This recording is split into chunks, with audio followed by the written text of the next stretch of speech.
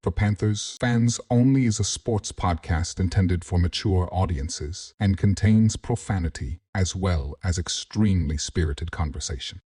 What you see and hear are the sole opinions and depictions of each individual, not at all inclusive of the entire cast or any guests associated with our show.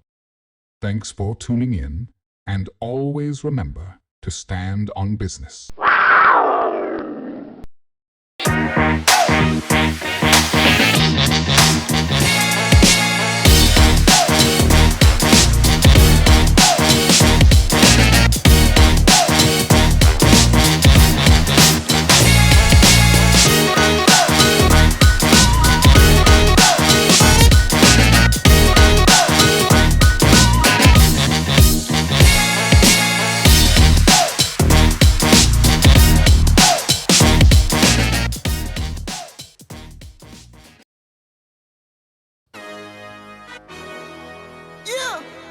What's happening?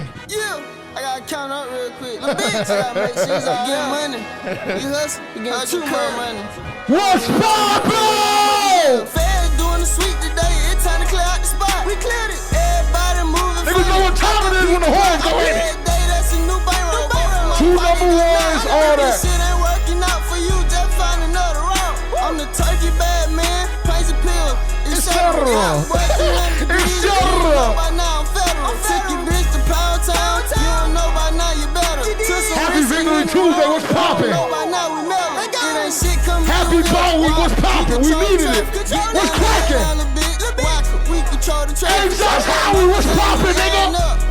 What he say, do more good, what's poppin', nigga? What's crackin'? I ain't got no idol. Never lack trust in my rifle. Talk to God, living my life.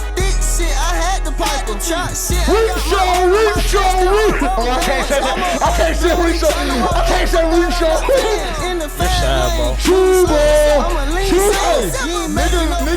Niggas wanted to turn their back on 30. Niggas wanted to turn their back on 30, and when he scored the first one, niggas say, bitch, do you remember me? Yes or no? Nigga, look in the fucking face of the camera, bitch. That was for you.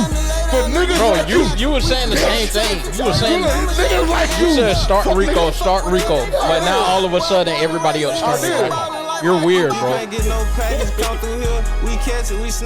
poppin'? Welcome to LPFO. You cash it, we rap. You want some pains, then they over here. We got it, quit asking. On the trouble of the fucking My nigga Dylan tried to tell niggas on X the day of the game that interception streak was coming to an end for sure. They called my nigga a prophet. But he had 2 or 3 bangers this week. Dylan, what up?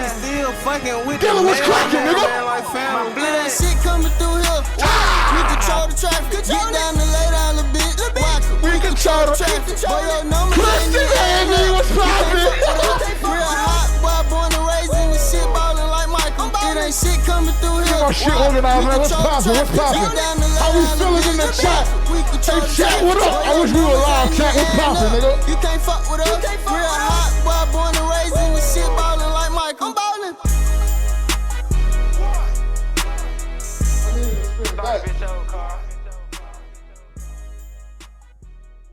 And I caught it on time, I think. Good. Yeah. I gotta count up real quick. Little bitch, I gotta make sure you getting money. You hustle, you getting too much money. I don't even know how much this is. Feds doing the sweep today. It's time to clear out the spot. We cleared it. Everybody moving funny. I been peep the plot. Every day that's a new bankroll. My pocket got 9. If this shit ain't working out for you, just find another route. Oh, you about to be sweating it up. Pays a pill, etc. I'm good money. I don't know how to control it. Took your bitch to Pound Town. You know how to control it. Now you better. Took some risks and hit the road. You don't know by now we mellow. It ain't shit coming through here. Why? We control the traffic. Get down and lay down a bit. Why? We control the traffic. What's poppin'? How we feeling? How we feeling? Happy Victory Tuesday. Top of the morning to every Panthers fan across the universe. Happy Victory Tuesday. How we feeling?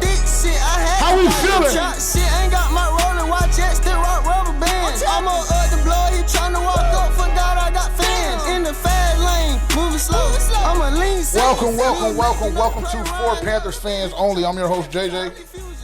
I'm your co-host Terrence. welcome to our newest edition of For Panthers Fans Only, the podcast, of course. Only ones in the space.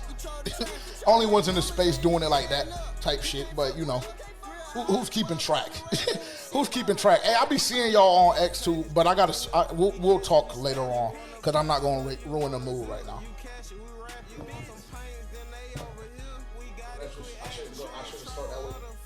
Well, if you're going to start that way, you should have finished it, but, you know, to each his own. Well, I think I just get tired of niggas just like trying to spin narratives, like niggas sneak this in. If you ever, let me just be very, very clear. And I didn't even really want to start the podcast this way. But if you ever feel like you have something to say to FPFO, don't be afraid to add us. Don't be afraid to add us. And really, I have a hard time even conversing with niggas that have a YouTube channel with less than 150 subs. But that's just me. And then I really try and stay, I really try to stay humble. I really do. But nigga, don't just, you know what I'm saying? Just don't mention us. Don't mention us. That's when I get triggered. I get triggered when niggas start mentioning FPFO behind some shit they don't even really know what's going on. Behind some shit they think that they seen a narrative and then they run with that narrative and then try and create another one. Nigga, stay in your place. Stay in your place. Cause it get real wicked when it's get down to lay down time. Just stay in your place, nigga. Stay in your place. If you don't fuck with what we do, cool. That's no problem at all. Just move around. That's it. You don't gotta ever mention us, sneak this us, none of that shit. Nigga wanna go on a whole thread about, what'd he say? What'd he say? Pull it. I don't even want to start like this. My co-host made me do it. Oh, now I made you do it. My co-host made me do it. I damn near don't even want to pull the tweet, but he talking about, podcast doing this and that, but then profiting off of. First and foremost, a nigga said we slandered the Panthers. That's just 100% false. We don't slander the Panthers. We slander individual players that deserve to be slandered at the times in which we slandered them. That's number one. Number two, we make sure that we say every episode damn near that we're talking strictly from a professional standpoint. That's number three, or whatever the fuck number that is. Number four, people want to talk about the Reaper cheese, this and that, bro. We literally embody what the fucking fan base is and how they feel. So in that moment, niggas was really, really real life rocking with the high that they got from Bryce Young and how he was executing at the end of the season, the last 10 games. We're going to talk about that for sure. But yeah, the fuck nigga, matter of fact, no, mom, bro. I don't even want to do this shit off a win. You know what I'm saying? But that shit really bothered me. Niggas creating staples. Niggas real life making real life waves out this bitch with FPFO attached to it, just uplifting the community and the fan base and just fucking creating. So forgive me for us going out on a limb and doing some shit that other niggas couldn't do or just simply wouldn't do. Forgive me. Forgive us. That's neither here nor there. That's the most energy and attention I'm going to give to this nigga because I don't even really know him. But my point still remains the same, that all of this shit stemmed from me saying that niggas get the twerking on Twitter behind Bryce Young. And the fact still remains that niggas be twerking for Bryce Young on Twitter.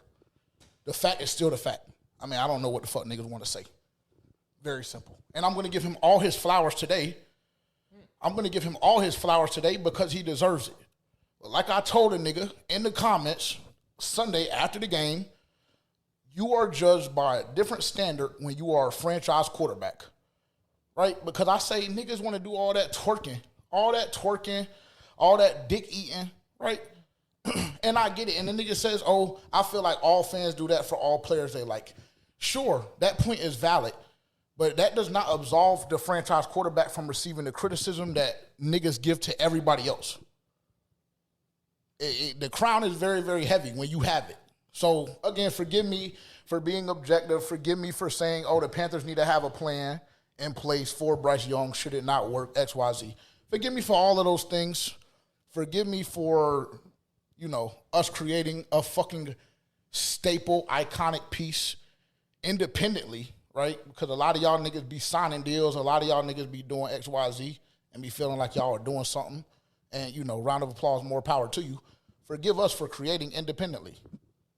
and doing something that you could not do. But, you know, nevertheless, we move, keep pounding, and Carolina Panthers move to 7-6. So I hate that we even intro this shit that way. I apologize to you and to Dylan and Rob. How you feeling? How was your weekend? Hey, how was everybody's weekend? Everybody's energy is good because my shit is great. I just don't like when fuck niggas step out of line. When niggas could never do. Matter of fact, never mind.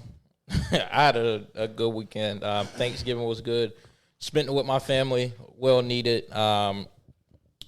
Linked up with some friends from back home as well. And then Saturday we headed to Charlotte. Went to the Charlotte Hornets game and the Toronto Raptors. There are people that are Raptors fans, which is just so strange to me. But Nigga I couldn't guess wait to get that off. Nigga couldn't wait to then, get that shot off. They were saying that they were going to win by 20. Ended up getting blasted in overtime. So it was good to be able to see two teams from the North Carolina area come out with dubs this weekend. Did a lot of drinking in Charlotte. So this week I'm working on cleansing, getting back into my workout routine because every time a holiday comes up, I kind of get out of rhythm. So happy to get back in the routine. And yeah, but I had a phenomenal time. Got to see the Panthers win, so it was great. Beat the best team in the NFL, in my opinion. Facts, 1,000%. Crazy game day experience, I'd say. It was a crazy game day experience. Got to do the field experience. Shout out to bro, hooking us up with the field passes. That was dope. Crazy. Then got to do the tunnel walk where we seen the players come in from warm-ups, go out before the game. Got to see Dave Canales, interact with him. But it was an overall fun experience. Like, it was raining at the game and it was cold, but that's football weather. Like, that's the kind of weather that I enjoy personally because, like, that's how you know you separate the men from the boys. And I felt like the Carolina Panthers showed that in that time frame. Haley, I don't know why you're making that face, but yeah, I don't know why she's doing that shit either. Yeah, so but it just seemed like she was on some hating shit. But yeah, I was per usual. Who prefers that weather though? Real football fans. Yeah, I mean, they're gonna stand out there and let their nuts hang. When you're playing a team from SoCal and they play in the dome, your team plays outside. You know, advantage us. Exactly. Pretty boys. And that's kind of what we talked about before the game anyway. We were like, we don't think that we're going to win. I don't think either one of us had that belief. But we were like, if we have a chance, like the chance that we would have would come from, you know, the weather that will be on our side. And, you know, you've seen what happened at the end of the game. So, yeah, for sure. How was your weekend? You were with us. Congratulations. You got to hang out with FPFO. Congrats. He Hey, congrats. just We'll wanted give you a to Lifetime fucking Achievement Award. GG's in the chat. Facts, Clap it up, GG's clap for it up. Haley. Y'all be fanned out behind her anyway. So, yeah, GG's for Haley. Was that supposed to be rage bait? No, not at all. I was just saying. It was an observation. You're good for business. Thanks for being No, here. I'm talking about getting to hang out with y'all. Oh, no, not at all. I mean, that's an honor. There's a lot of niggas that would damn near kill to do that. Or that's too much. Anyways, you were acting like it was like a first time thing. It was good. Literally, nothing's funny. Rage bait. Green checks in the chat. Go. I had a great weekend. I did indeed drink a lot as well. We had a great time at both games. My family was there as well, so that was cool. And yeah, it was good vibes. I feel like all weekend, none of us really argued. I feel like we did really good. Well, y'all did. I didn't. I didn't argue. I just said some niggas around me are pussy. No, he was Not buying arguing. me I chose breakfast. not to listen to it. Not Are buying you me are you gonna tell the people why though? Nope. Yeah, exactly. So Nope. yeah, I'm not actually. Just know, nigga, Well, I had actually- a plan to be up by 8 o'clock. actually, I'll tell them why because you're Okay. gonna leave out details. So the whole entire night, JJ like I'm going to Red Eye in the morning or whatever. He was like, if y'all not up, y'all getting left. I don't care. Like I'll go eat breakfast by myself. And we're like, all right, cool. Mind you, we didn't want to go anyways. Exactly. And me and Haley had already decided. We were like, all right, bet. If that's the case, we don't care. We're going to sleep in, and then we're just going to order food. What time did I say I was going to Red Eye? Like 8:30. Okay. All right. That's very key. And I was that's like- a very key element and key point. And I was like, well, either way, like we already decided that we were going to order food. And so I was like, go to Red Eye. We don't give a fuck. And then so turns out not being an adult, he overslept his Wow. he overslept his alarm or whatever. I don't know what the case It was. set an alarm. I just thought I was going to be, I thought I was going to thug it. So then again, that's his fault, not responsible. Didn't set an alarm, and then when I got up, me and Haley ordered food, and then he got up, and he didn't have no food there. Or it's just Mind pussy you- shit. It's just pussy shit. Haley asked a nigga, should we get JJ something for breakfast? No, she didn't. That's not true. Why are you lying? No. Why are you want to lying? go to Red Eye so bad. He want to go to Red Eye so bad. Why are you lying? Mind you, bro. Why are you lying? Yes, Haley never asked that Haley, question. okay. Oh, is can she I gonna be tell- mad? Can I tell my Yes, point of view please now? do. Yeah, Please, she never God, asked for the that love of question. God, please Okay, do. okay. So me and Terrence agreed we're ordering Uber Eats. Okay. I set an alarm for 8:30 because Terrence said he's not setting one. So call him. We decide what we're gonna get. Mind you, blah, blah. excuse me, I just need to add this very important detail as well. Me and Terrence stayed in the same fucking room. So this nigga sees me clear as day knocked at 8:42. Mind you, I was supposed to be going to breakfast at 8:30. Now continue. Okay. Keep going. So then I literally texted Terrence. I said, JJ's going to be pissed if we order food and don't get him anything. And he said, yeah, but he's talking about he's going to Red Eye. Just a mark ass bitch, bro. Like just so that's how the whole argument I'll started. read the that we messages verbatim. She said Einstein bagels or whatever, and I was like, yeah, I'll be good with that. And so we started ordering, and I was like, are you going down to get it? Like, whenever they deliver it. And I was like, this nigga JJ talking about Red Eye, this and that, and he ain't even up.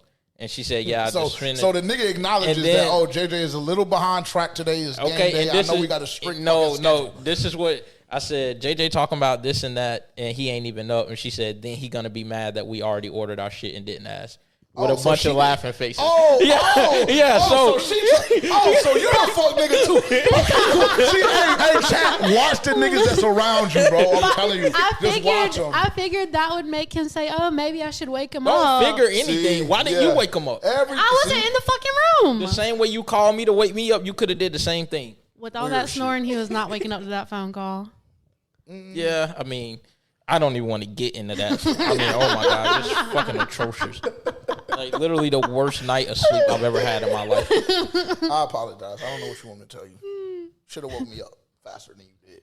Regardless, Regardless, I Terrence didn't get no ate damn it food breakfast. and ended up having to eat a fucking glizzy on the side of the road at fucking 10:30 in the fucking morning. Cause niggas ain't want to look out for their mans. What was wrong with that? Niggas ain't want to look out for their mans. Weird shit. Hey, chat, watch the people that's around you, man, because they'll snake you. Or just every watch time. the people that's not responsible. They'll snake you every time, and then they'll present it like, oh, I was trying to be a good friend. I was trying to do this and that, but then the truth will always come to light, and he let you rock out with that shit. I never presented that I was like the hero in this case. I just said JJ's going to be pissed. And then Yesterday in the room, you didn't try to present like you were the hero? No, I was just like, But I literally said, I was like, I literally called this. JJ's going to be pissed. Then I literally, as soon as he was pissed, I looked at you and laughed and said, I literally said that. It was a fucking game to him. The crazy thing is you listen to her and try to make it seem like she was wanting to get you breakfast, and I was just like, no. And so you just started blaming me the whole day, when in reality you didn't know the whole story. But I understand why you listen to her, because anytime, never mind. So, Fair enough. And then my mom was like, well, why didn't you just order him something? And I said I didn't know what he would want. Because Christy, listen, no matter what, she always has my best interest at heart, no matter what. And she's right. Why didn't y'all just order me something? But that's a rhetorical question. Just answer it in your soul. Because you were going to Red Eye. And live with it in your heart. And, bro, actually, never mind. Don't even worry about it. Never mind. But after breakfast, we ended up having a great day. So I mean, I was having a great day regardless. great. I was good. Fuck, I knew I was going to be straight. I typically don't eat on game days, no way. I'll be up at fucking 5 o'clock in the morning. 5 o'clock in the morning, go straight to Roaring Riot and get fucking hammered. And then the rest of my day, we'll eat whenever we fucking eat. That's how I always view it. Is that not a fact? If that's the case, then why were you? No, you usually get Bojangles on the way there. No, that's not true.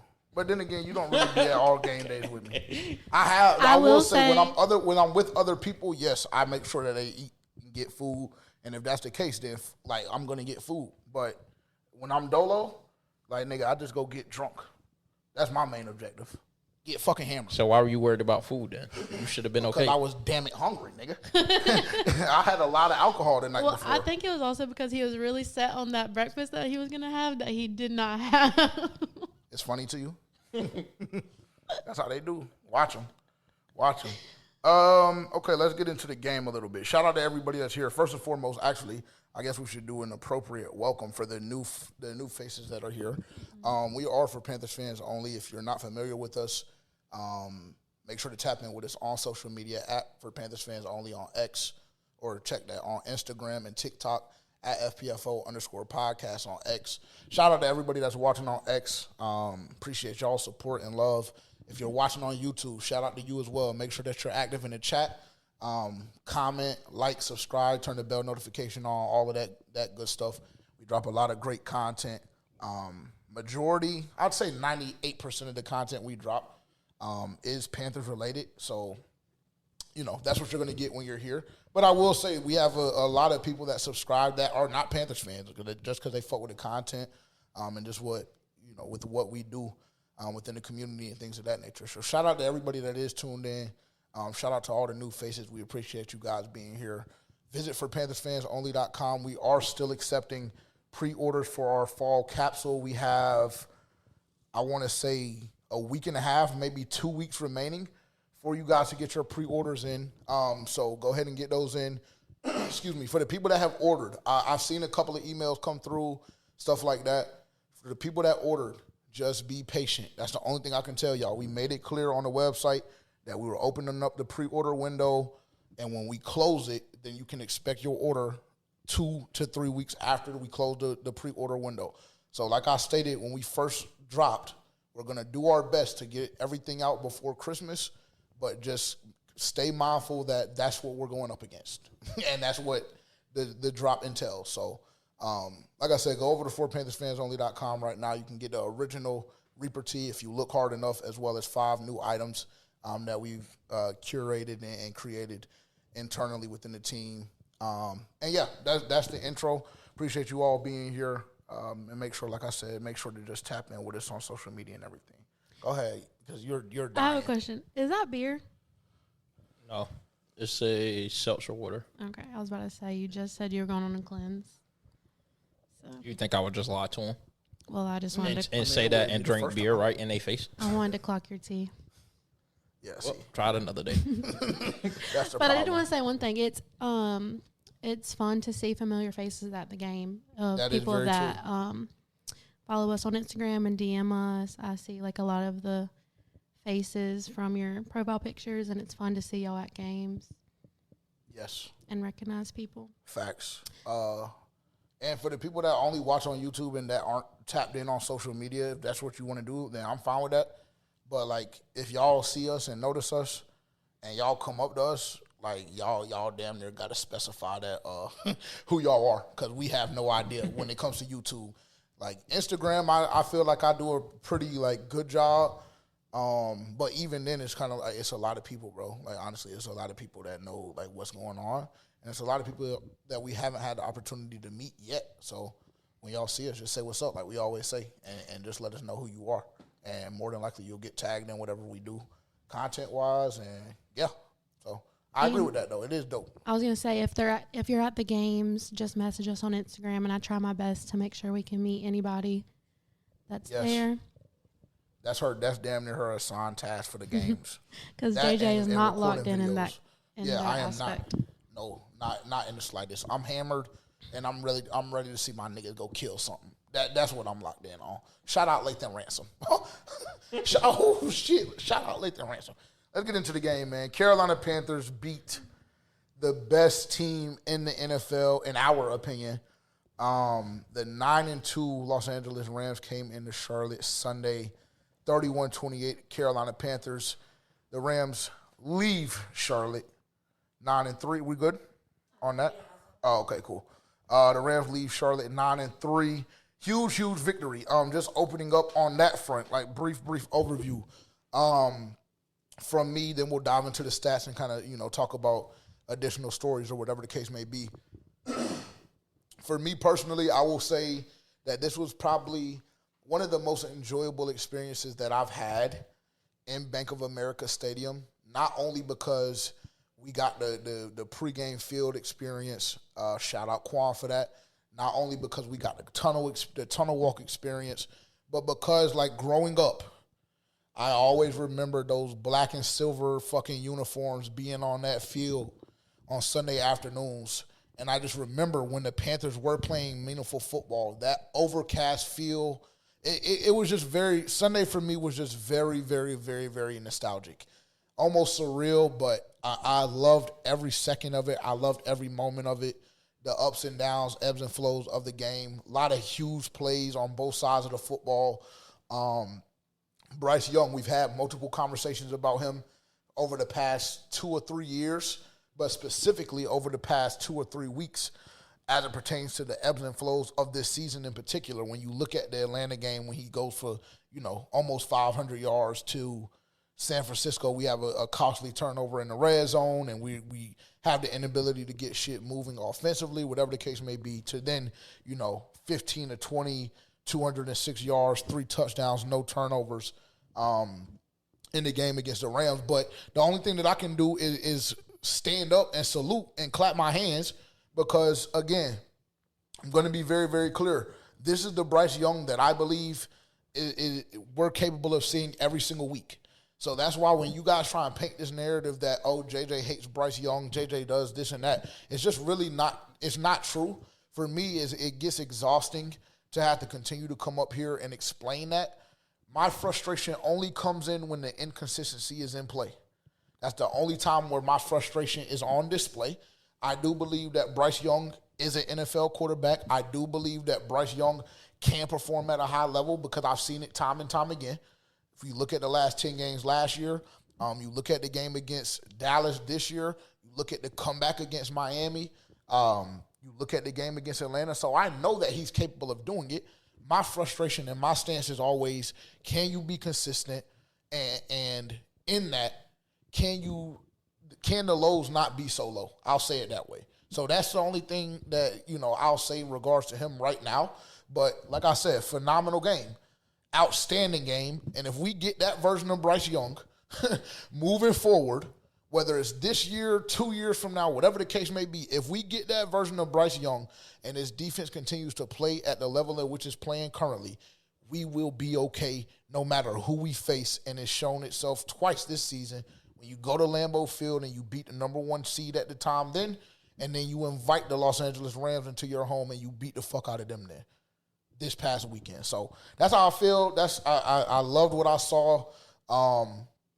Passing defense-wise, the D-line looked very sweet in the run game. I'll say that. We'll dive a little bit more into that here in a second. Love seeing Chuba get back on track. Rico is definitely hurt, but something else that we'll talk about today. But huge win. Very, very excited for the remainder of the season. And honestly, as a content creator, happy for the bye week this week. So that's how I'll wrap it. Yeah, I think it was good, like, seeing that the stadium, it was a lot of fans there. Now, whether you came there to see just, like, high-powered offense with Matthew Stafford, best team in the NFL, they have Devontae Adams, Puka Nacua, Kyron Williams. They have a lot of studs on defense as well. Whether you was just in there for that reason or, just coming to support the Panthers in general, it was a packed stadium, and I think that the players felt that energy, the coaching staff felt that energy, even talking to Rail, asking him, like, hey, like, you're on the field, like, how was the stadium? He was like, it was low-key loud in there. And so I think that that's something that the fans should feel good about, and honestly, that should make you guys want to go to more games if you can because, like, the other opposing teams feel that impact. And, like, just for us being in a lot of away game stadiums, like, they get loud too, and we like, damn, like, where's that at when we're at home? And I think that this was one of the first games where I was able to actually experience that. And even when it was raining and cold, like, you had some fans that, went in the tunnel or whatever trying to get out of the rain. But there was a lot of fans that stayed true to what was happening because, like, they seen the effort that the team was putting in. They seen the trajectory of the game, especially towards the end. And so that was cool to experience. Another thing is I think this is really the first time that we've seen, like, a balanced offense in totality, as far as like Rico and Chuba, like 17 carries, 18 carries a piece, and then you still have Bryce Young to throw for 200 yards, 3 touchdowns. That's the kind of offense that the Carolina Panthers have been searching for, and something that the fans have been wanting to see throughout the whole season. And I think that this is the first time against a very good football team who was ranked like damn near number 1 in almost every statistical category. Like, this is the first time that we were able to see that put on display at home this past Sunday. So I think that was good to see, and it just gives you like a sense of hope to like what this team can be. Like, they're very young, so obviously there's still like some growing pains there, even with the coaching staff. But like, if you can continue to string this together throughout the duration of the season, this team is like, you know, there is no telling like where they can go going forward. And so it was something good to see, honestly. So that's what we spoke about, consistency. And I think that like, if you're able to have a game like this and continue to produce games like this going forward, then that's like when that level of consistency is going to start to show itself. But 1 week at a time. But all in all, it was a great game. 1,000%. 1,000%. And something that you mentioned was just the fans. This was one of the rare instances, like, just over the past 2 or 3 years, since I've had season tickets. I'll just highlight then. Since I've had season tickets, so over the past 3 years, bro, this was one of the more, like, crazy atmospheres that I've been a part of as it pertains to just the home crowd. Because a lot of the times, like, the Bills game was insane because them niggas really just came in and just took over our shit, and they were out there mobbing. But as far as, like, the Panthers and it being home field advantage, as we say, it was beautiful. One of the best parts of my whole day, if I'm just being honest with you, one of the best parts of my whole day was literally, I want to say it was probably 9-10 minutes left in the fourth quarter, and y'all were able, if you weren't able to make the game, if you were listening to the broadcast, that keep pounding chant was fucking ringing. And while it was ringing, the nigga Chuba is going for 7, 8, 9, 10 yards a carry on the field. And they trying, like, on the Jumbotron, they trying to calm niggas down, tell them to shut up, bro. But the way that shit was going, with the keep pounding chant ringing off, and Chuba toting that bitch, Lord have mercy. Lord have mercy. I'm not going to lie. That shit made me feel a way there, boy. Like, I'm not going to hold you. But absolutely crazy experience. And, yes, I agree totally with everything that you said as it pertains to the consistency. And like you said, there are going to be growing pains. And I feel like that's hard. I'll speak for myself. I won't speak for the fan base. For me personally, that's hard because we've been in this, like, slump for the past 8 years, right? So it's just like, fuck, like, it feels like this is just like a never-ending cycle, whatever the case may be. But you have to contextualize it and say, okay, well, a lot of these guys have not been here for the majority of the last 8 years. Like, honestly, like, I think maybe J.J. Jansen. I don't even know if Derek Brown has been here for 8 years. Has he been here for 8 years? I don't know if he's been here for 8 years. I don't know if Derek Brown has even been here for 8 years. So, but, like, it's just... I mean, you had to go into a full rebuild, like, just a couple years ago. Yeah, literally. So, it's just like something to definitely keep into perspective, that this team is extremely young. The coaching staff, like you mentioned, is extremely young. Y'all have to understand, bro, like, for us specifically, like, we're just going to be critical and objective as it pertains to certain situations and certain cases. Like, if you're a head coach, you're a head coach. So we're measuring you based off of what other head coaches are doing. So when you come out with a game plan, an elite game plan, like one that we see against Atlanta or one that we see against the Los Angeles Rams, you've shown that you can do it, but then you'll come out with a game plan like the San Francisco 49ers, right? And we're going to come on here and we're going to talk shit. That's just simply what we do. Like, we're not going to attack anybody personally. We're not going to do shit like that. But as it pertains to your profession, what you get paid millions and millions of dollars to do, we're going to come on here and talk shit. We just simply are, because we're judging you based on not only what the standard is in the NFL, but also what you've shown us that you're capable of, right? We're going to have a conversation about Ashawn Robinson today, because that nigga, oh, shit. Y'all go turn on the film. Y'all go on all 22 and y'all just NFL Pro, rather, and just highlight all the plays Ashawn Robinson was on the field and just watch Ashawn Robinson the whole game. Lord have mercy. That just can't be the same player that we saw from last year.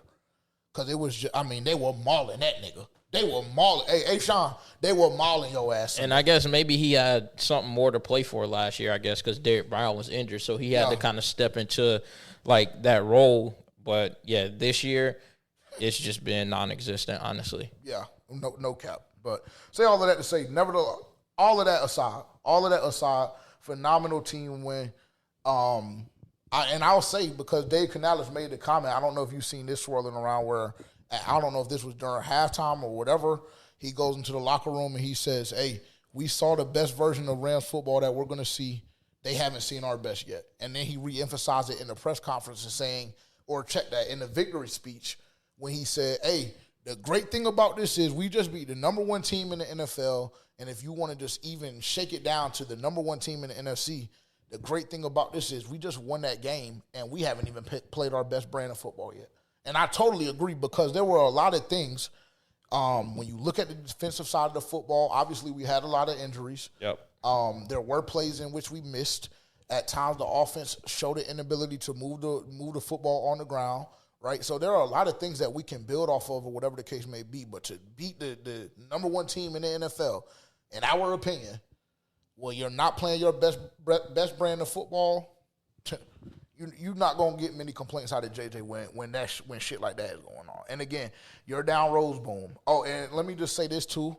I don't think I've ever wanted to see Christian Roseboom out on the field more than I wanted to on Sunday, because Chris Barnes was just getting absolute cock placed in him. He's horrible. Yeah. Just say the least. Yes, just say special teams. Now, was Isaiah Simmons, did he even suit up? Because I know he was activated, but I don't think I seen him.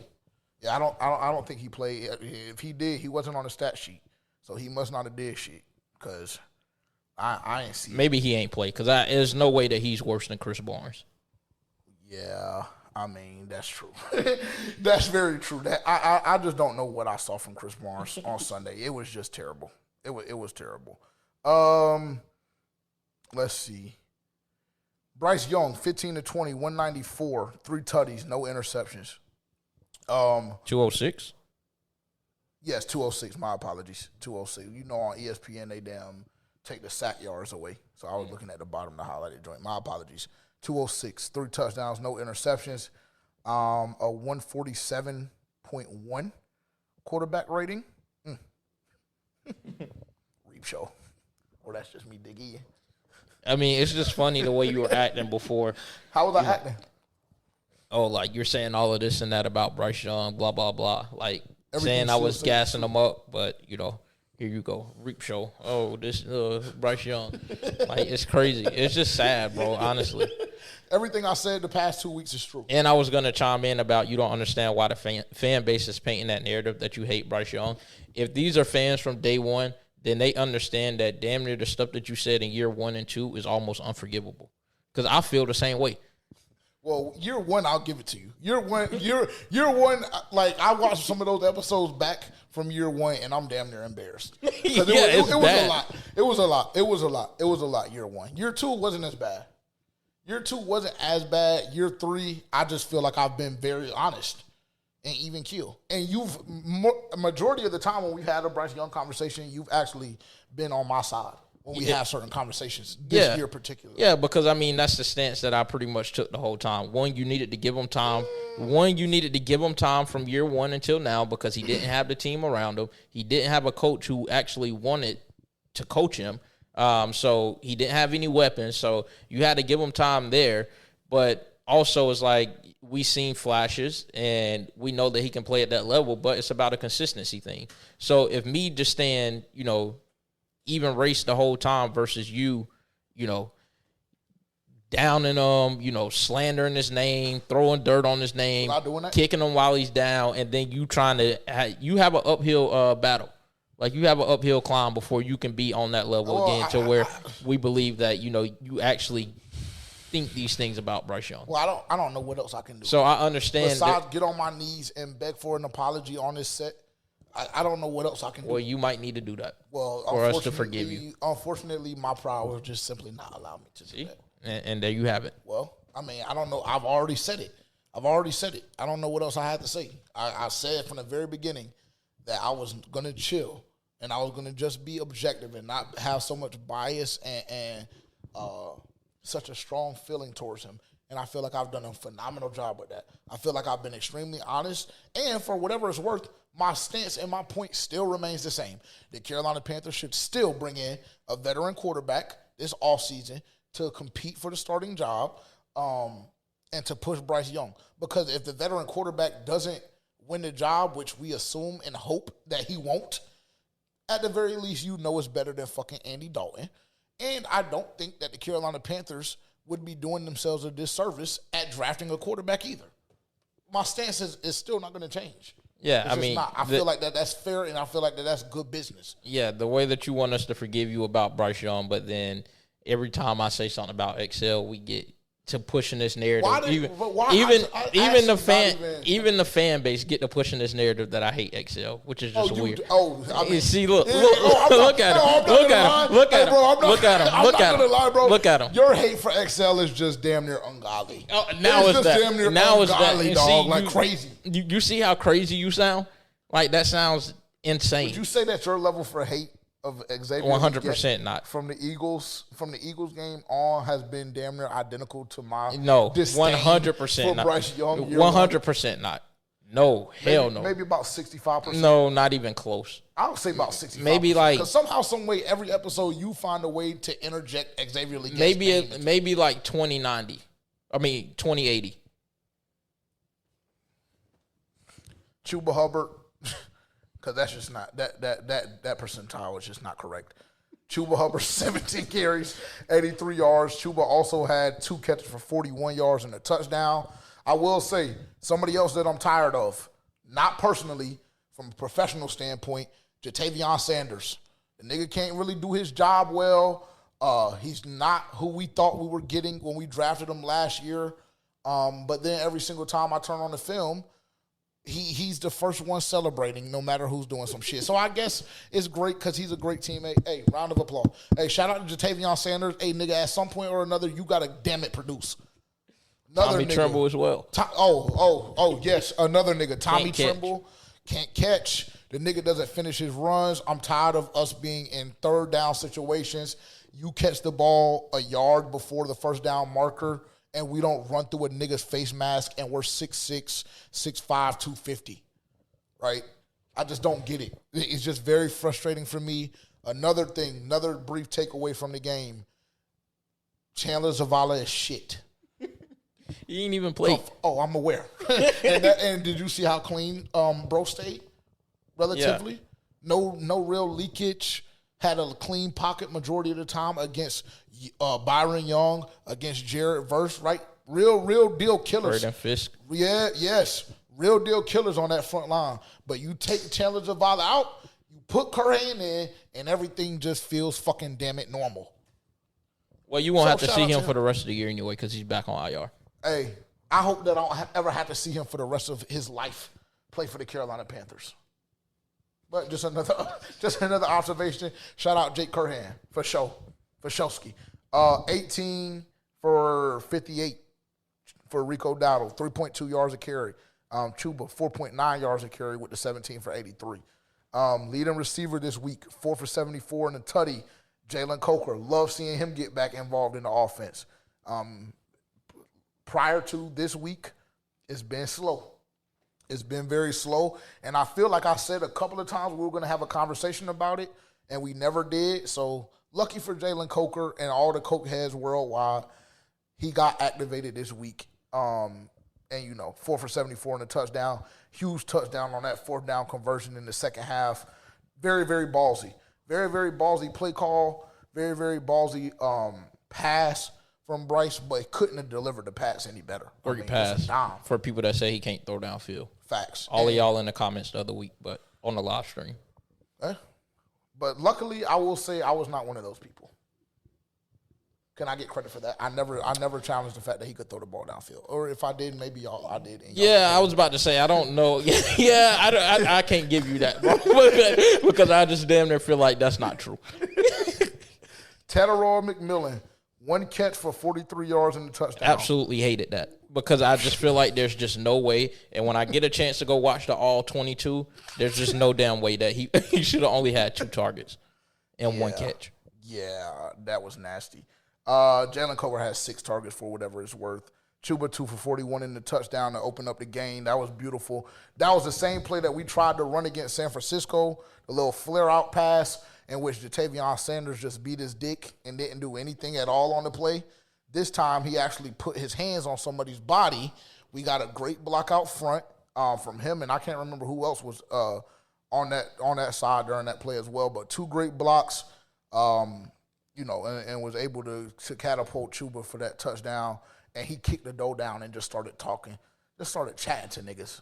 Like what? Like, bro, you were the same person that was saying the same exact thing as everybody else. What did I say? Rico had more juice. We seen that obviously Chuba was hurt. Rico needed to be the starter. And then what Rico did, like, out of 4 weeks, 5 weeks, how he was putting the team on his back, putting the hood on his back, you was championing for Rico too. Yeah, and then I saw the niggas only getting 2 carries, 3 carries, 4 carries. And you were like, I don't need to see Chuba. I don't need to see Chuba. Well, yeah, because Rico was He balling. averaging 4.1, 5, 7. Give Chuba the damn No, ball, it's because Rico was balling. And Chuba, he got back healthy, started getting a little bit more carries, and then, Niggas turned their back on Chuba. Niggas was real life having a discourse on Chuba on X or about Chuba on X about trading them. I wasn't in that conversation at all. 1000% was not in that conversation. Fair enough. You weren't. I'm not. I won't spin that one. Now, Dylan. Yeah. Oh God. If y'all were in the FPFO chat, we might be already out of here. Oh yeah, we would be canceled for sure. Yeah, we'd be canceled like fuck. But if y'all could just see some of the takes in the FPFO chat and some shit that niggas be saying in there, and they don't really have to ever stand on because it's just, oh my God. And Dylan is one of them motherfuckers because he was trying to get Chuba out of here. Oh, we need to sign. Nigga, go slow. Go slow. So, shout out Chuba. I wish I had my damn jersey, but I wasn't able to make it back to Greenville yesterday. Yeah, I wish I had my T-Mac jersey too. Touche. I apologize. Xavier Leggett, one catch, 1 yard, 1 target. Oh, check that, 2 targets. My apologies. But I just don't understand. Don't laugh too much, bro. Why did you skip everybody else's name and go to his, knowing he's at the bottom of the stat sheet? Well, just because I know that that's what they're waiting for. Why are they waiting for? Oh, Mitch had 3 for 20. Good, love to see it. Mitchell Evans should be the starting tight end for the Carolina Panthers. Very simple, very simple to me. But also in that same breath, they need to clear the room of Tommy Tremble and Ja'Tavion Sanders and go get Njoku, go get Trav. I don't know who the fuck you need to go get. Not Trav. Well, okay, cool, not Trav. Go get somebody damn else. Because what's in there right now ain't going to cut it. But I do like Mitchell Evans. I think at some point or another he'll be able to be a consistent tight end one because I think he brings a different dynamic in the rushing, run blocking. I think that his hands are solid. I don't know if I've ever seen him drop a pass. So, yeah, right now I believe that's the hot hand, and I believe that's who you should ride with. Now, actually, let's not – I don't even want to talk about it. Lathan Ransom, 11 tackles, a sack, 2 solos. I don't even know if that's accurate, but all I know is that nigga was coming down trying to kill something. Hey, Kyron Williams, if you ever just so happen to run across this podcast, I'm sorry for what Lathan Ransom did to you on Sunday because he was trying to kill you. And I don't know if y'all got smoke behind closed doors or what, but Ransom was trying to do something. He was trying to do something to that nigga. So shout out to Ransom because, like Dylan mentioned on X, had the opportunity with Morey being down and really made the most of his opportunity. So love to see that from your young guys. Ransom was drafted in the 5th round, if I'm not mistaken. So, not bad to see production coming from yet another draft pick via Dan Morgan and Canales in the front office. Nick Scott had nine tackles with the interception and also a PBU. Shout out Derek Brown. Yeah, shout out Derek Brown for the interception for sure. Nick Scott was definitely getting exposed a little bit in the pass game, but nevertheless, we move. Trev, 6 tackles, a TFL. Chris Barnes, 4 tackles. He's horrible. Hopefully, Rose Boone McClaw will be able to come back after the bye because I can't live with that. Isaiah Simmons is on the stat sheet. He had a tackle. Did he? Oh, yeah, I see that now. Well, that ain't good. That we didn't notice him? Yeah. Oh, I mean, he was only been in the organization for like 3 days. I can live with that. I can live with that. 3 days in the organization, you come out and you give us at least a tackle. I can live with that. We'll see what happens after the bye because he's going to have to play a role. I will say this, the pass rush, obsolete, nowhere to be found. I mean, just atrocious. Luckily, EJ's scheme is so dynamic that niggas just couldn't really figure it out. And Mike Jackson, would you like to apologize to Mike? Apologize. I'm just asking. You come up here every week week asking for an apology from Mike. What am I apologizing for? QJ.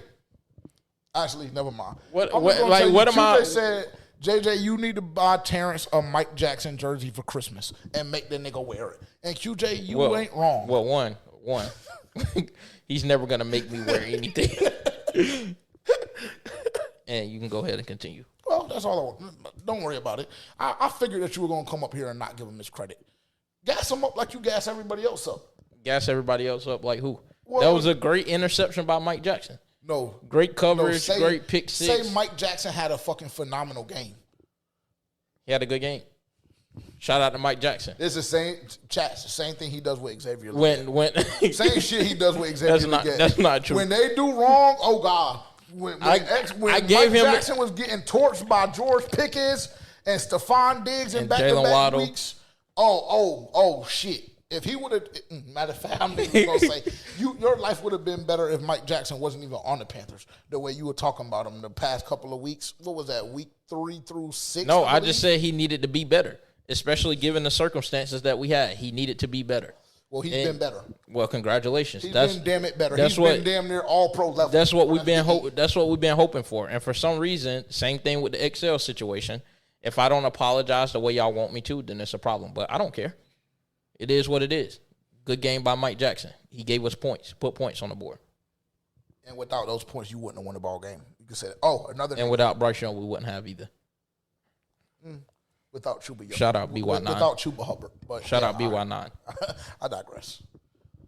You're right, actually. You're 1,000% right. Another nigga I never want to see outside of major injuries happening in the room. Caleb Evans. Thank you so much for your services.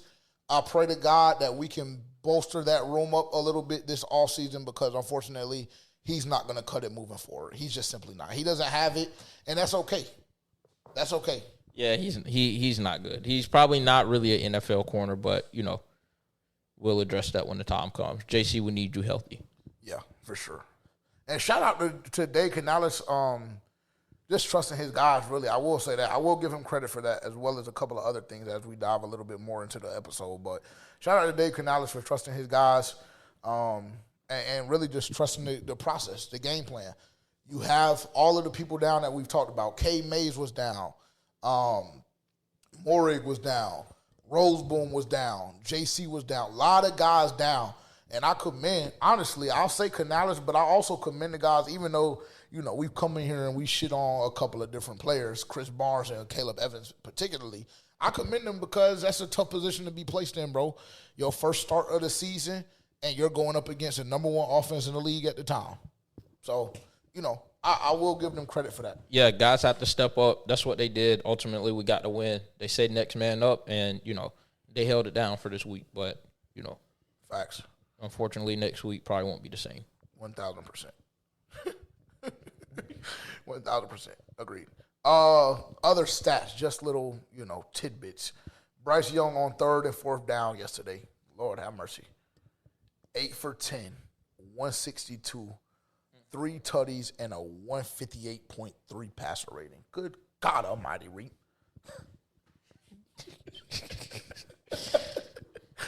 Lord have mercy. Also, Bryce Young became the youngest quarterback in NFL history with 11 game-winning drives.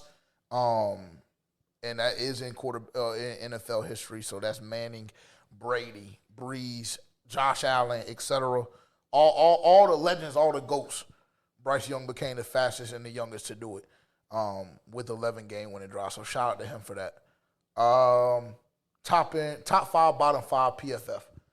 I'll open up the floor to you because I know that you've been dying to do this all day. Why have I been dying to do this? I mean, I don't know. It was just so fast that you said, "Oh, I would."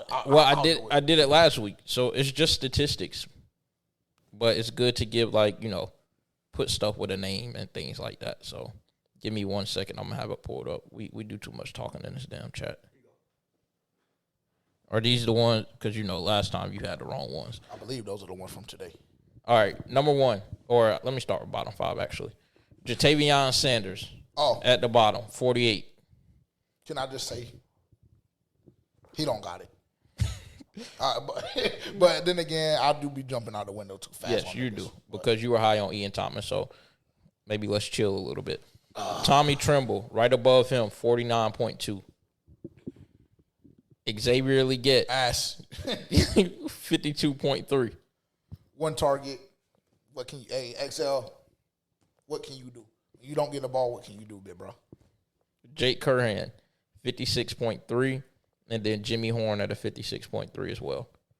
That rounds out your bottom 5. Your top 5. Jalen Coker at number 1, 86.5. I mean, I expected that. Bryce Young, number 2, 83.3. He went crazy. I mean, just a dog, honestly. Chuba Hubbard at number 3, 82.2. Austin Corbett, number 4, 73.1. Wow. And Taylor Moton at 5, 71.9. Shout out Austin Corbett. Yeah, shout out Austin Corbett. He's become very unfamiliar with the top 5 list. So we love to see that. Shout out to him. Yeah, for sure. It happens. Defense. These players are starting to make like a home at this bottom 5, but Princely at the very bottom, 30.2.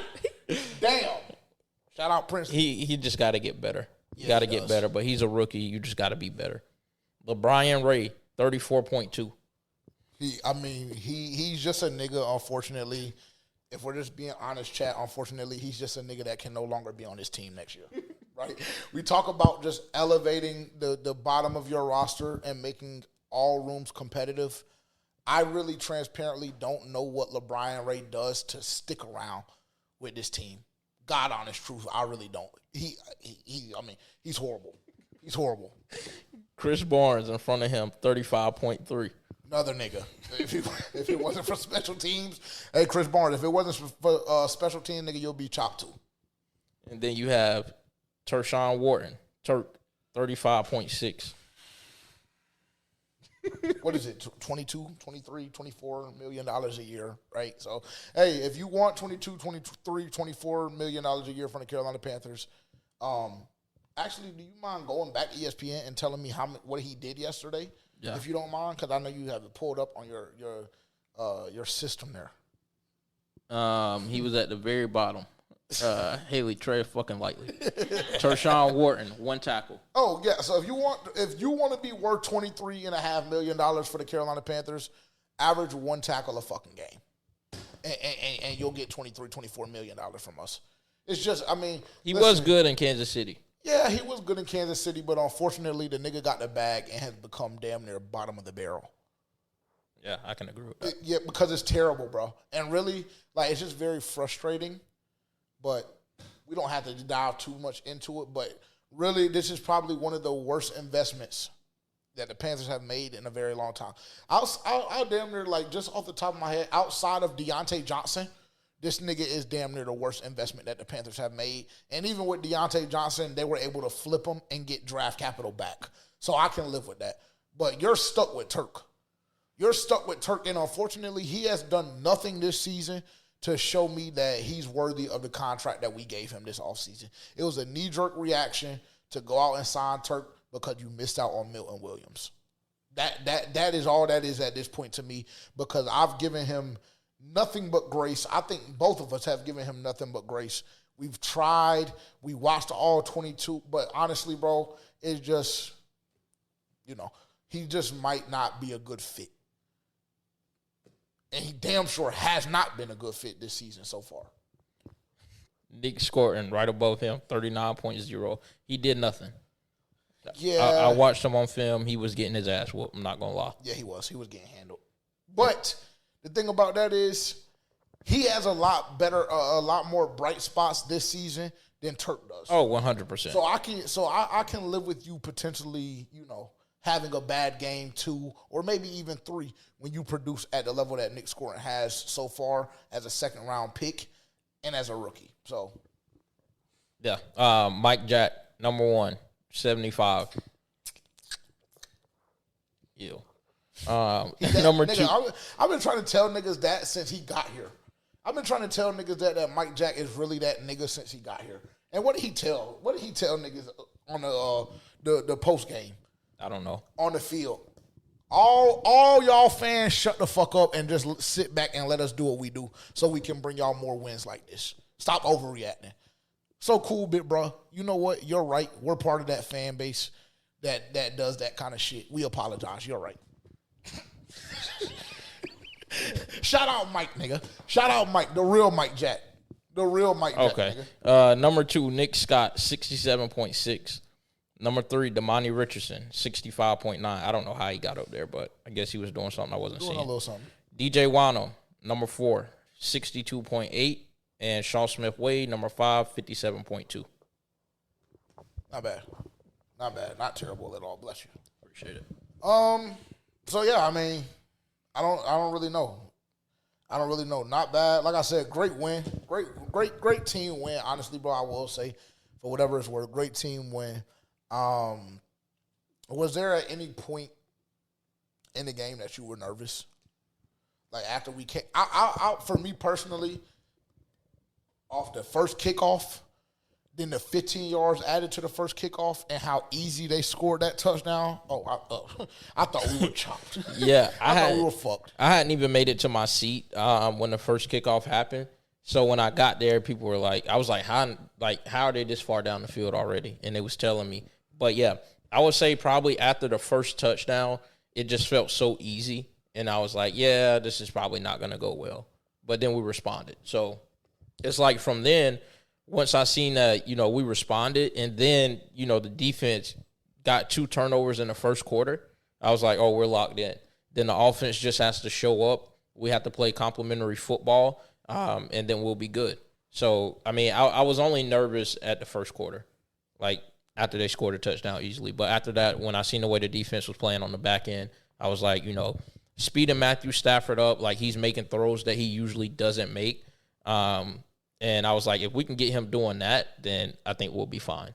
And then I think I was a little bit nervous on the last drive because they did march the ball down the field on the last drive relatively easily. But, when they had that penalty, their one penalty all game, when they had that penalty and we were 3rd and 10, I was like, okay, I feel comfortable. Yeah, so. And I just have to say this, too, because this is really starting to fucking trigger me and piss me off. And Panthers fans around the world will agree with what I'm about to say. I think that is absolutely pathetic that when you look at the last 8 quarters of football, the Panthers' 2 opponents, I want to say, have been penalized a total of 4 times. Right? I just don't see how that's real life, bro. I don't know how we can get through 53 minutes of fucking professional football and the team is only penalized 1 time from a delay of game. That shit to me is just not real. Especially when you can call a hold in almost every play. Every damn it play, bro. Every play. And they had no shortage of holdings on the Carolina Panthers. Because the one on JT, even though we've been tough on him this episode, shit. I damn near don't even know if that's a hold for real. To be honest. But cool, we'll go with it. But there's just simply no way that a team should only be penalized 1 time for 5 total yards. And that penalty comes at the 52-minute mark in the game. 8 minutes left in the fucking 4th quarter. That really pisses me off. Last week, it was the San Francisco 49ers that had 0 penalties through the first 38 minutes of football. So NFL, I don't know what y'all got going on, right? Because I don't try and bring my tinfoil hat onto this cast. I don't, right? I will admit to y'all that I am a conspiracy theorist. That is how I would be categorized. But I try my best not to bring it onto this podcast. I just, talk about it from what we see. No conspiracies, no nothing. But damn NFL, if you do better. Do better. There's just simply no way that a team only gets penalized 1 time for 5 yards in a whole game of football. It's just not real life to me. Like, God honest truth. It's just not. And then the opposing team has 7 for 75. That's pathetic. That shit is embarrassing. It's sad. It really is. We didn't go through team stats, did we? Nope. Because I feel like we talked about efficiency in the Atlanta game, the third down efficiency or lack thereof in the Atlanta game. But then we saw how well we performed on fourth down. Let me pull this up. Yeah, I have it here. Okay, go ahead. So third down efficiency, they were 2 for 5. We were 7 for 15. If you can convert that much on third down, I mean, more times than not, you're going to win the game because you're keeping that defense on the field, and you're doing nothing but putting your offense in rhythm to keep driving. And then we were 3 for 3 on fourth down. And those two fourth down plays, those were huge. Those won the ball game, basically, especially with the last one, the T-Mac, and then the one before that, the Jalen Coker. That was your 2 touchdown plays outside of the Chuba Hubbard play. But, yeah, that pretty much won you the ball game. So, 3 for 3 on fourth down. Did the Rams? What did the Rams do on fourth? They didn't attempt anything on fourth. Got it. Total yards, they had 379. We had 358. And then you go look at penalties. Obviously, 1 for 5. We were 7 for 70. Red zone, they were 4 for 6. We were 0 for 1. But our touchdowns didn't come from the red zone, so that's fine. What was the 0 for 1 for us? The red zone. Oh, what possession was it? Yeah, I'm trying to remember. I think it was in the red zone. I'm trying to, cause do we even kick a field goal Sunday? 31. We had to. Yeah, we did. We had one. I'm trying to. I don't remember either. It was. Whatever. Yeah, I don't remember. W. Turnovers. 3 turnovers to our 0, and that's a big part of it. Like we always say, if you can win the turnover battle, you have a very good chance at winning the game. When you force a team like the Rams, best team in the NFL at that point in time, when you force them to have 3 turnovers, and all of those turnovers were in crucial moments. When you force them to have 3 turnovers, then all your offense has to do is capitalize off of that. All they have to do is be competent because your defense is already putting you in good position to just put points on the board, and that's what we did. And then we just played a clean brand of football, which that's what we've been talking about, especially with Bryce Young being consistent. You don't always have to be the reason that your team wins the game, but you damn sure don't need to be the reason that they lose the game. And I think that when he's able to play that way, not put the ball in harm's way, he was very efficient, 15 for 20. One of the passes, Tommy Tremble dropped, hit him right in his hands. So, like, when he's able to play that, and he doesn't have to be – it was no, like, heroic effort that, like, he put in. Like, he made those big throws on fourth down, but outside of that, there wasn't anything really heroic from him. He just made the plays when the plays were there. Dave Canales, I think he called a good game. He put Bryce in a position to succeed. Like, hey, we just need you to manage this offense. And we've been saying from day one that he's more of a game manager than a game changer. And I think that he showed that he was able to manage the offense in this game very well, which led to that result. Yeah, I'd agree. And one thing, time of possession, 35-16 to their 24-44. And as we were watching film, I was telling you, like, going into that third quarter, I think they said we possessed the ball, like, 13 minutes out of the 15 minutes in that third quarter. Yeah, that was huge. Yeah, just straight domination. And Chuba and Rico, like, they started to hit their stride in that moment, and so it was really nothing the Rams could do. Like, literally just lining up, pushing another man against their will, that's going to cause them to break. And they broke down in that quarter. So, which points back to 4 or 5 weeks ago when people were saying that Chuba needed to be traded. This is why I was so against it, so anti that theory, because this is what can happen when you have 2 efficient backs. Right? Even though Rico didn't look the best, and, I mean, I believe he's hurt. You believe he's hurt. I think that he's been hurt for quite some time. He hasn't had that same pop. He hasn't had that same juice, I'd say, for the past 3 or 4 weeks. The past 3 or 4 weeks, he just simply had – what I see in Rico right now is what I was seeing from Chuba when he came back from his calf strain. So that's why I was – like I said, that's why I was saying, like, it just doesn't make any sense to trade Chuba Hubbard in that moment, but – you know, it is what it is.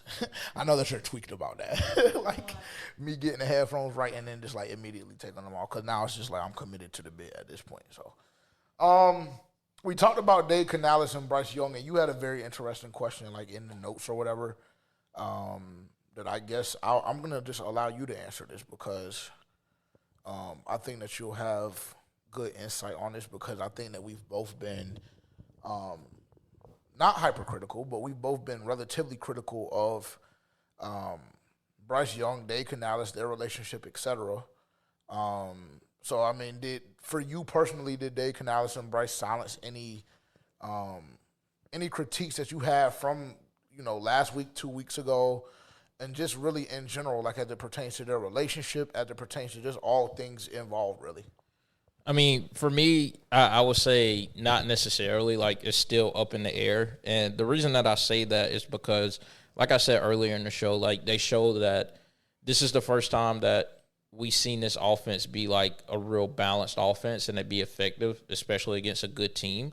But when we talk about consistency, this has to string along on multiple games. And as we've seen, like, earlier in the year, we beat the Green Bay Packers, and then we go and drop a home game to the Saints that we should have won. So when I'm talking about level of consistency and if they silence the critics, like, I would be able to make that determination more so when we come out of the bye week, and then who do we face? Is it New Orleans? We face New Orleans again on the road. And I would want us to take the same thing that we did in this past game with an additional week for everybody to get healthy, everybody to rest up, coming back from those injuries, then I'm expecting the same kind of performance. And if they can't put that on paper, if they can't put that on tape, and that's not something that they can do, and they fail to meet up to those expectations, then for me, I'm back in the same place of about, like, there's no level of consistency there. So that's kind of how I'm feeling. Fair. I mean, I feel like all of that is fair, honestly. For me, I will say this. And we've had multiple conversations about Dave Canales, and I'll absolve Bryce Young or, take him out of this conversation, and I'll just talk about Dave Canales specifically. For me personally, we've been on record, both of us have been on record and said that we believe that Dave Canales is the coach for this franchise. I think when you're in the moment, right, and when we do our bye week episode next week, so I'll go ahead and give y'all an update like this real quick. First and foremost, if you're watching on YouTube, like, comment, subscribe, turn the bell notification on. If you're watching on X, make sure that you're following, tap in. Shout out to everybody that's tuned in. Thank you for the love and support. Damn, I don't even know where the fuck. I tried to plug fast so I wouldn't lose my train of thought. Yes, thank you. Great job. Round of applause for you. But don't hit the button because it's not that deep. But next week, for the bye week, obviously we're not going to be doing a live stream this week because we don't have a game to preview. But we will be back next Tuesday, 9 a.m. Eastern time, our regular drop time. It will be a fully produced episode. So make sure that you guys are tuned in because we will be back. We'll be talking about the season up to this point, just some of the ups and downs that the team has gone through. What the rest of the season looks like, et cetera, et cetera. Outside of that, going back to Dave Canales, we've both said on multiple occasions that we feel as though Dave Canales is the guy. In the moment, at times, when he does some of the things that he does, it's very, very, very, very frustrating. Like, for me personally, that 49ers game, it could have been executed a lot better. It 1,000% could have been.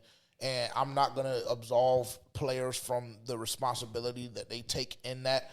But I will also say that the game plan for the San Francisco 49ers, coming off of a huge win against the Falcons, was nasty. It was nasty. There's no way that you have 2 1,000-yard rushers and they touch the ball a total of 9 times. That just simply cannot happen. It just can't happen. There's no way that Rico Dowdle only touches the ball 6 times. There's no way that Chuba Hubbard, who's been averaging 4 or more yards per carry the last 3 or 4 weeks, there's no way you go into that game and he only touches the football 3 times, right? So it's just like it's definitely a give and take, but I will say that you can damn sure see the maturation of Dave Canales as a head coach, as a play caller, all throughout this season, because I feel like Dave Canales is not the same coach now that he was week 1 of this NFL season.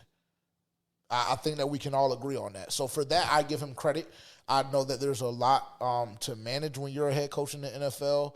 I understand that it's just a completely different dynamic when you go from being a quarterback's coach to then being an offensive coordinator only for a year and then immediately jumping into a head coaching job with a guy that you don't necessarily pick to be your quarterback. So I know that there's a lot of it gets very convoluted in that regard, but I will commend Dave Canales for coming out, being out-coached against Robert Saleh and Shanahan last week in the San Francisco game, being totally out-coached and dominated on that front, and then going up against a Sean McVay the following week and having your guys prepared and ready to go and having a game plan to execute. So for that, I will commend him for that 1,000%. Well, I mean, it seems like they always respond well to the losses, and that's the problem, instead of like stringing those wins together against teams that you should beat, i.e. the New Orleans Saints. Yes. So that's what's frustrating. Yes, I do agree with that. And with that being said, he has the opportunity, and the Carolina Panthers have the opportunity in 2 weeks to string those wins together like we talk about. Nobody in the world, and I know that there's a lot. I see a couple of people on a victory lap right now, right, because they claim that they said that we were going to beat the Rams or whatever the case may be. I would say 96% of the fan base did not believe that the Carolina Panthers were going to win this game. They just simply didn't. So you go in and you win a game that you're not supposed to win, very similar to the Green Bay game, and you have an opportunity to get your shit back in blood against New Orleans in 2 weeks, and I fully expect this team to win this ball game. Fully expect them to win this ball game. And if you don't, then again, I'm going to challenge and question, why is it that Dave Canales' group always seems unprepared? There's no way that you should get swept by the Saints in 2 weeks. Just simply not. Just simply not. And like I said, we'll save that for the game preview next Friday or whatever the case may be. But just a little preview of that. Just simply no way. So, like I said, I do commend Dave Canales because I do feel as though he outcoached McVay at times. I think that we were more prepared, even though we had the 7 penalties. I personally can live with them because I feel like some of them were bullshit. Like the holding call on the return out of the half. When we get all the way to the damn 50 or their 45 and it comes all the way, like that to me is bullshit. It really is, but, like I said, I commend this coaching staff and Dave Canales for being prepared this week because their guys were ready to go.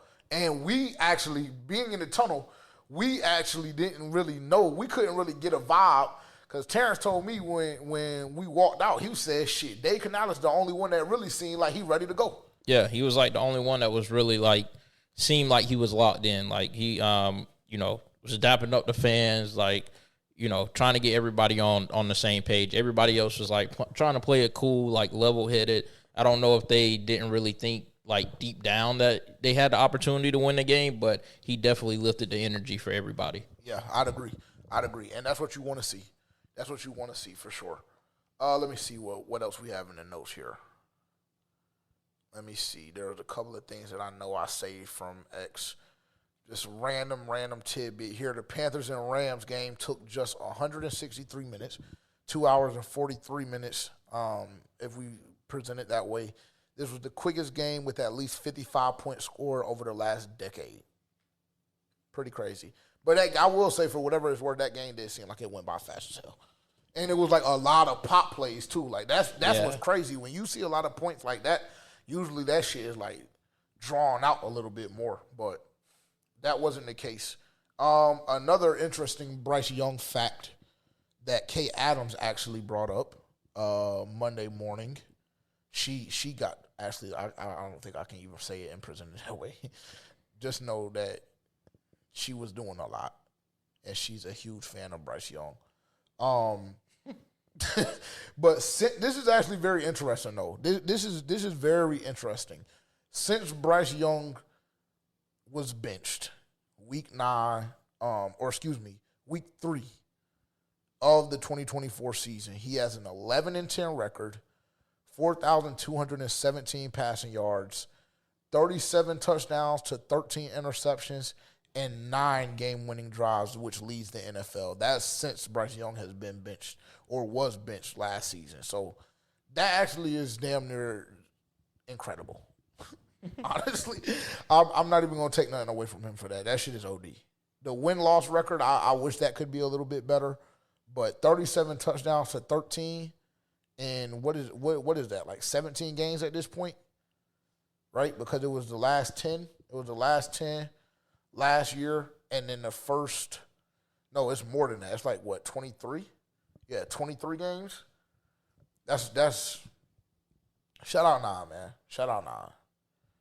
I was about to say, I damn near don't even know what you adding up right now. It's okay. I got they're tracking with me. That's because you on your phone a little bit. I'm trying to do my juice ticket, which I know you ain't got yours together. I don't, but see, that's shit that they don't even really need to know. Why do you have this worded like this? What? Do you want me to say exactly how you have it worded in chat? And see, this is the version and the side of him that y'all don't see. In our notes that we share together, he says, underneath or on top of an X post or X link, he says, "Is XL a bitch or what?" that is so then when he gets up here and copping please saying, "Oh, I don't hate," this is the shit that I see behind closed doors, bro. I was trolling. What you be saying? COE? Yeah. See now it's that. Now it's that, bro. That's what the nigga says. Is XL a bitch or not? And he says that to fucking make the subject because Bland put out a tweet and said it's crazy. T-Mac is only 182 yards shy of the Panthers' all-time rookie receiving record, and there's still 4 games left on the schedule. That is very impressive too. Shout out Nala boy. He did have another fucking drop Sunday, but who's keeping count? Who's keeping count? Only you, I guess, so you compare it to bro. Well, no, not really. Because he's already surpassed, bro. That is why you're keeping count. Because you literally said, really. You literally just said to me the other week, Nalo already has more drops than XL. So that's why you was like, you ain't got nothing to say about him. You say that damn near every time we record. So you are keeping count. No. But you're talking about who's keeping count. You're keeping count. Because I'm just keeping, I'm keeping damn it mental notes. But if he breaks the record, damn, what can I say? And honestly, he doesn't even have to break the record. He's already the best receiver in the class, hands down. And honestly, matter of fact, let me go slow. Who the fuck has been a better rookie than him this year? Amarian got clipped. Mecca, he was going crazy to start. I could be blazing because I'm just thinking like household names. Trav gone for the year. Jackson Dart can't. They're going to give him CTE. Yeah, but they got Dayball gone, so maybe he's straight now. Maybe he's safe. What other quarterbacks went? Tyler Shuck. We'll see him next week. What about Tyler Warren? Tyler Warren. Yep, a case can be made for him for sure. Who else? I'm trying to think, bro. You got Abdul Carter. Has he done? This nigga just got clipped for watching porn in the damn, in the team meeting. So that they need to investigate that nigga anyway because he they say a Frico ain't a Rico though. So hey, oh my God, I'm just telling you that's what the folks say. I think Josh Simmons for KC has been very good, their offensive guard. But other than that, this is our probably campaign. Really nobody. Yeah, this is our campaign for Nalo to win. Damn it, rookie of the year. And why did you say Tyler Shuck? Because he's a rookie. He's ass. Well, that's why I said not Tyler Shuck. I was just. I thought you said. I could name off the top of my head. I thought you said Tyler Shuck, like Hell, question no, mark. Nigga, man, stop, bro. Shador, no. Who else? Not really. That's what I'm trying to figure out, bro. Like, you have the list pulled up there? Yeah, but like, are you just trying to figure out quarterbacks? No, I'm just trying to figure out in general who could take the rookie of the year from. If you're saying like Will Campbell, if we're going like offensive lineman, I said, he damn near can't qualify. He's done for the year. Well, other than that, Emeka. No, he's not even outperforming, bro. This is our campaign. I don't know. He's already leading the odds anyway. Is he? Yeah, he's leading the odds now. He wasn't a couple. Offensive player of the year though. I thought that was just offensive player of the year that he was leading in. I feel like he's rookie of the year. Well, shit. If it is that, shout out Nala boy. Shout out Nala boy. There was let me see. I think Dylan sent me something about our Pro Bowl chances and stuff like that. Yeah, he's currently favored. Oh shit! With odds around plus 125. Sorry, Dylan. I did tell bro to relax and then I send it. You said his shit is what now? He is leading at plus 125, and then Jackson Dart is at 230, plus 230. Should be locked in. Yeah, I'm going to go put some money on that. Yeah, that's some good shit there. Hey, damn. Yeah, shout out Nalo. Oh, damn. Hold on. I gotta get this shit sent to him. And honestly, in all fairness, he deserves to be on my top this time. I won't even lie. Bro said this is what happens when I relax. Nigga, you're right. I apologize. What do you want me to say? What do you want me to do? I'm gonna send them to you ASAP. What else? I think that we're straight on that. Huge win. Well, it's a very good win. Well needed. Oh, we said you had to beat one of these teams if you wanted a chance. Yes, we did. Yes, we did. And oh, yes. Yes. I saw a very interesting stat. I don't know if Dylan sent it or what. I think Joe Pearson put it out. But it was Jaycee Horn currently leads all cornerbacks in Pro Bowl votes. Make no mistake or question or doubt about it. Jaycee Horn is an all-pro. Same is true for Derek Brown. The same is true for Derek Brown. Derek Brown, Kay Adams said in her little clip where she went on her Panthers rant for about 4.5 minutes, Kay Adams said if Derek Brown played for any other team in the NFL this season, that he would be Defensive Player of the Year. Now, with what Myles Garrett is doing, I just don't know if that's the case. It's not the case, but I would say he will be second for sure. I can live with that because Myles Garrett is doing some. Yeah, he's about to break the sack record. Yeah, he's a freak. Yeah, he's a freak. That move he put on Trent Williams. Oh my god. Oh my god. Yeah, that Myles Garrett is just something different. See, we need something like that in Carolina. Oh yes, we do because that nigga Matthew Stafford had about 6.5 seconds per drop back in the pocket. So comfortable. So comfortable. That's why I feel like he fumbled the damn ball against DB when he got the sack because he ain't even know, like, oh, shit. I didn't even know y'all niggas was rushing today. Cool. Good news. I will say I think it was absolutely outlandish that we even had, hindsight is always 20/20, but the fact that we had the conversation about TJ Watt and Myles Garrett at the beginning of this year, I look like a complete jackass. My pops made sure to remind me of that. What was the conversation like? I was a part of it. Yes, you were. It was on the show. What did I say? About TJ Watt and Myles Garrett, and you said that it was undoubtedly Myles Garrett was a better overall player. And I think that I was saying that TJ Watt was a better pure pass rusher. It ain't even that no more. Yeah, I was about to say now it's not even that. What did you have? I saw you turn your mic on. Out of curiosity, do you have your gum? No. Do you need it? No, we were just debating if that was the issue. Oh no, I've been gone the whole weekend. I just forgot it when I left. You see how much shit I had this weekend? No, we're just talking about the issue that your brain is not really there today. Oh, so that's why. So y'all are saying I'm just not locked in? Yeah. I don't think that's the case. Am I locked into you? Seem fine. I've literally had to put you back on track twice now. Or niggas just never ask JJ what he has going on. Oh, my God. Well, he always tries to flip the script. No one asked me how I'm doing. I'm just saying. Nobody, you know what I'm saying? So maybe, JJ, you might have a lot going on. Is that why you're forgetting shit today? Nobody says that. They just say, he doesn't have his narrow gum. Fuck y'all. Then fuck you, nigga, because I don't even know why you... I don't know why you always crying and copping please. Everybody has stuff going on. Be better. You're right. It's not that funny. It's not that funny. I promise you. Don't get the dick. No one's allowed to laugh because you're having a bad day? Oh, I'm having a phenomenal day. My day is great. I don't know what will ever suggest anything different. Sorry, grammar was wrong. Maybe I should have said off day. Sure. Whatever. However you want to slice it. Whatever narrative you want to run with today, Haley. They want you to do whatever you want to do anyway, so cool. I don't give a fuck. No comment. Go, nigga. Go quickly. And do Dylan's too.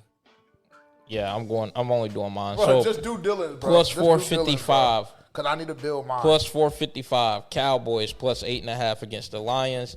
Tampa Bay Buccaneers money line against the New Orleans Saints. Baltimore Ravens money line against the Pittsburgh Steelers. Denver Broncos money line against Las Vegas Raiders. Rams money line against Arizona Cardinals. Dolphins money line against the New York Jets. Plus 456. I know that's a 6-leg parlay, but all of that is very doable. All of those teams are all of them are not at home, but the only away teams is Denver against the Raiders. They suck. The Rams aren't going to lose again coming off what we just did to them. And then the Dolphins, that's your sweat because they can't play in, cold weather, so they got to go to New York. But either way, plus 455. I don't even see Dylan's. Did he send anything? I don't think he sent it to you. He sent it to me. Oh, read Dylan's. I knew you were Make it quick, bro. Make it quick. I knew you were going to try to get that back, bro. Plus 405. I thought mine was soft. Yeah, just. But that's that's what shit happen. Like when the end of the year starts getting close, niggas starting to try to win that show. Lions money line against Dallas. I think he fought off already, but cool, we'll move. Browns money line against the Titans. Packers money line against the Bears. Rams money line against the Cardinals, and Broncos money line against the Raiders. Again, that's a plus 406. For me, mine is a plus 671. Colts money line against the Jaguars. Ravens minus 5.5 against the Pittsburgh Steelers. Chicago plus 6.5 against Green Bay. I think Chicago is going to actually win that game outright, but I know for a fact they'll cover the 6.5. And I'm going with the Rams money line as well against the Cardinals. Because what they do to them might be damn near unforgivable because I know that they're just pissed. I know that they're pissed. Again, shout out Puka. Says shout out Puka. Oh, if only y'all could see how fanned out this nigga Terrence was when Puka just got within 10 feet of him. It was really It's not true. It was really fucking sad and embarrassing. That's not true. To give context, I have Puka on my fantasy team, and we seen every receiver out there warming up but him. And so I was like, I need some information on where the fuck he's at. I was like, because I don't see him on the field. I don't see him listed on the injury report. So, yeah, I was happy to see him finally get involved into the warm-ups. That's it. It wasn't an elation. And he's the best receiver in football.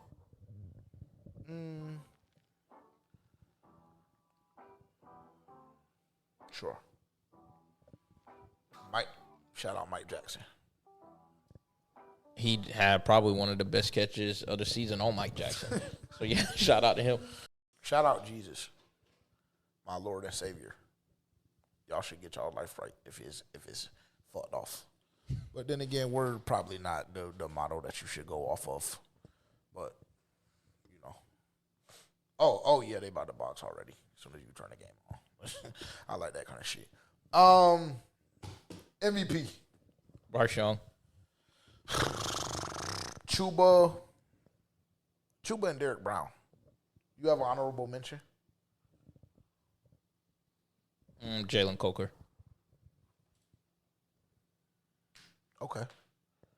Also, Ransom is another honorable mention for me, or that's just too many at that point. Yeah, it's too many. If they don't become, they. Chuba. Shout out 30. Niggas tried to. Hey, Chuba. Niggas tried to play on your top bit, bro. You was, No. You were saying the same thing everyone else was saying, bro. No, I wasn't. I never said that we should trade him. I never said that he was worthless. I never said that he didn't have. Oh, shit. See. What the fuck is wrong with them niggas? Oh, you rewinded it back to that point? No, bro. I don't know. What I think they boxing again. What they got going on, bro? Damn. Well, he don't know how to slide. Yeah, like how the O-lineman gonna get mad at that? Like, tell your nigga to get down. That was Jackson? Mm-hmm. Yeah, him and Cam Scatterbull, this is like the worst teams they could have went to, bro. Yeah. They're trying to get yeah. Yikes. Where are we at time-wise? I think we should be straight. Well, it's not even. What is it? I'm boy. Well, I'm good as hell, boy. Shit. What song do y'all want to close to?